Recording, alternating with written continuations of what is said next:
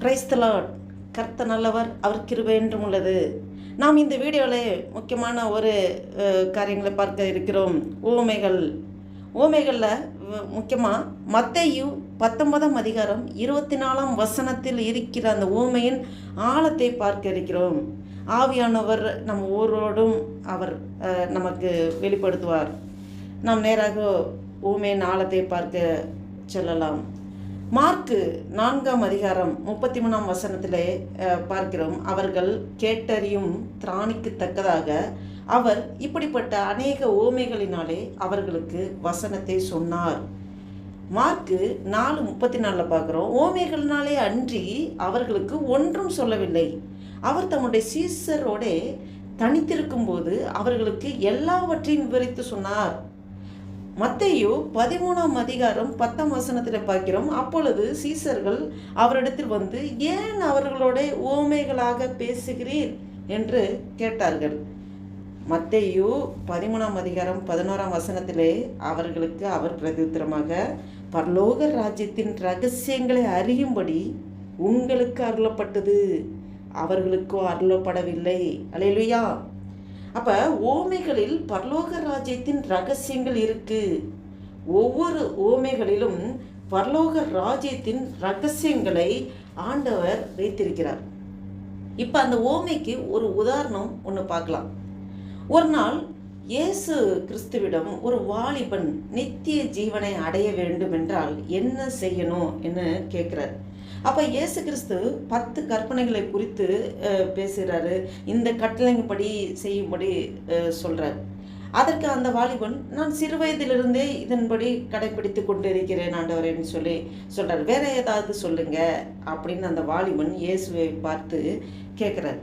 அப்போ அந்த வாலிபன் ஐஸ்வர்யமானாக இருந்தபடியால் இயேசு அந்த வாலிபனை பார்த்து, உனக்கு இருக்கிற சொத்தை எல்லாம் விட்டு என் பின்னாலே வா என்று சொல்கிறார்.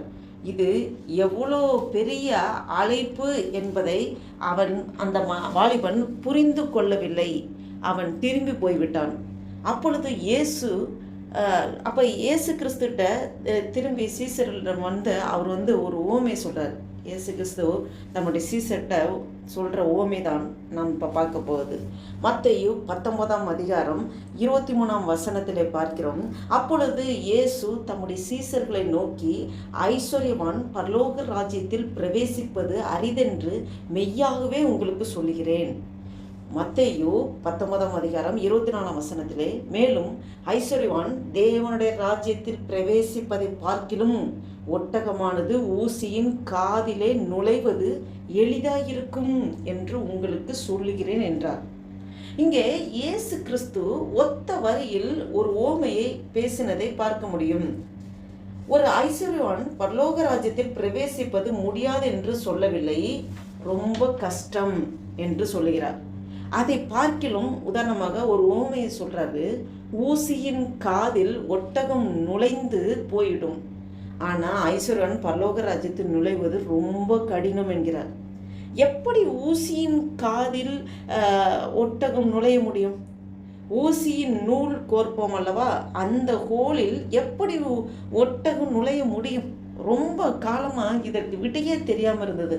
அப்போ ஒரு பெரிய ஊசி எடுத்து அதன் காதில் அப்படியே ஒட்டகத்தை அதில் நுழைவதை பற்றி இங்கே இயேசு பேசுகிறாரா? இல்லை, அதை பற்றி பேசலை. ஊசியின் காதுனா என்ன, எப்படி அதன் காதில் ஒட்டகம் நுழைய முடியும் என்பதை அறிந்து கொள்ள, இந்த ஓமையை புரிந்து கொள்ள கிறிஸ்துவின் காலத்திற்கு போக வேண்டும். அப்பொழுதுதான் புரிந்து கொள்ள முடியும். இயேசுவின் காலத்தில் எருசலேம் பட்டணத்தில் 7 வாசல்கள் இருந்தது. கிறிஸ்துவின் அநேக ஊழியர்கள் அதை சுற்றிலாம் இருந்திருக்கு. இந்த வாசலை பற்றி தான் இந்த விஷயங்களை பேசியிருக்கிறார். அந்த 7 வாசல்களில் ஒரு சின்ன வாசலும் போடப்பட்டு இருக்கும். இன்று இருக்கிற பெரிய ஃபேக்ட்ரி அல்லது ஒரு ஜெயில், அந்த கதவு பெருசாக இருக்கும், அதோட ஒரு சிறிய டோர் இருக்கும். ஒருத்தங்க போயிட்டு வர மாதிரி அப்படி இருக்கும். சின்ன டோர், ஒரு சின்ன கதவு மாதிரி இருக்கும். ஒரு பெரிய வேன், டெம்போ அதெல்லாம் வரணும்னா பெரிய கதவை பயன்படுத்துவாங்க, திறந்து போவாங்க. அது மாதிரி அந்த எருசலேம் பட்டணத்தில் 7 வாசலுக்கும் பெரிய கதவு இருந்தது. அதோட அந்த கதவு, அந்த இதுலேயே ஒரு சிறிய கதவும் இருக்குது.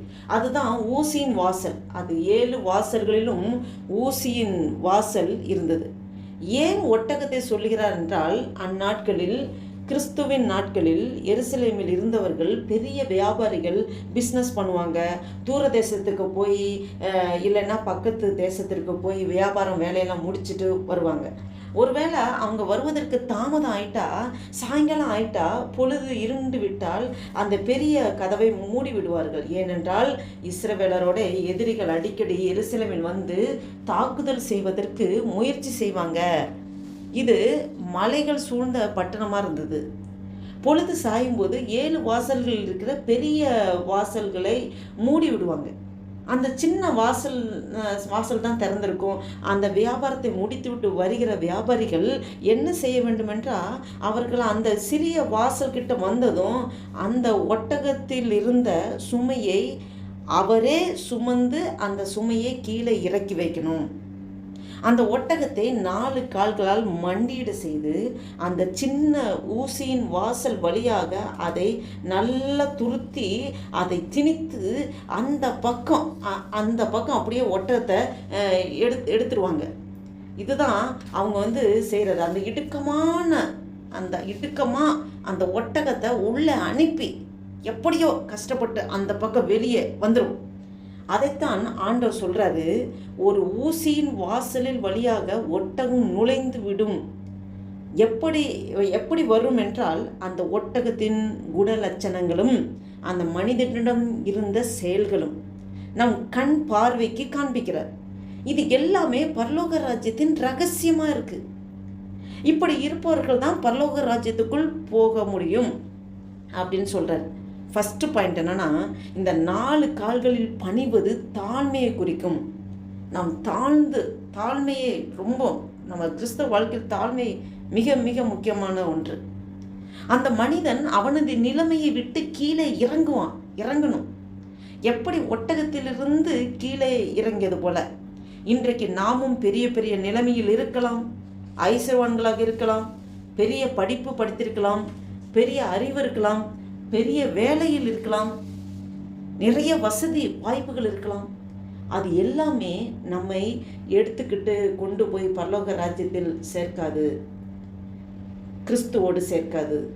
இது எல்லாமே இந்த பூமிக்குரிய காரியங்களை மட்டுமே செய்து கொண்டிருக்கும். கிறிஸ்துவோடு சேர்க்கிற, பரலோகத்தில் சேருகிற பொக்கிஷங்கள் எல்லாம் தான் ஓமைகளில் தேவன் வைத்திருக்கிறார். இதில் ஆண்டவர் என்ன சொல்கிறார்னா, அந்த மனிதன் தன் நிலைமையிலிருந்து கீழே இறங்கணும், தாழ்த்துவது, சுமையை அவனே சுமக்கணும். சிலுவையை சுமந்து என்னை பின்தொடர்ந்து வான்னு ஆண்டவர் சொல்றார்ல, அதை ஆண்டவர் அடையாளப்படுத்துறார். ஒட்டகம் 4 கால்களில் பணிந்து மண்டியிடுவது வேதத்தில் யாக்கோபு 4:6 நாம் பார்க்கிறோம். அவர் அதிகமான கிருபையை அளிக்கிறாரே, ஆதலால் தேவன் பெருமை உள்ளவர்களுக்கு எதிர்த்து நிற்கிறார், தாழ்மை உள்ளவர்களுக்கோ கிருபை அளிக்கிறார் என்று நம்ம பார்க்கிறோம். அப்ப அவர் அதிகமான கிருபை கொடுக்கிறார். அந்த சின்ன வாசல் தான் இயேசு கிறிஸ்து சொன்ன இடுக்கமான வாசல். இடுக்கமான வாசல் வழியாய் உட்பிரவேசிக்கிறவர்கள் ஜீவனுக்குள் போவார்கள். இப்ப இடுக்கமான வாசல் மாதிரி ஒட்டகத்திற்கு ஊசியின் வாசல் வைக்கப்பட்டிருக்கிறது. அதற்குள் அது பிரவேசித்து அந்த பக்கம் பட்டணத்துக்கு நகரத்துக்குள்ளே போகிற மாதிரி யாரெல்லாம் இடுக்கமான வாசல் வழியாக போகிறார்களோ தேவனுடைய பரலோக ராஜ்யத்திற்குள் போய்விடுவார்கள். இதுதான் பரலோக ராஜ்யத்தின் ரகசியம்.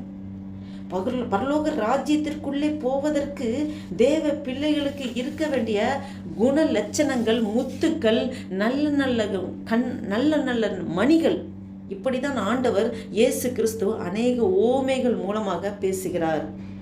வேதத்தில் ஏறக்குறைய 39 ஓமைகள் உள்ளது. ஒத்தவரி ஊமைகள் நாம் இப்போது பார்த்தபடி நிறைய ஊமைகள் பேசியிருக்கிறார்.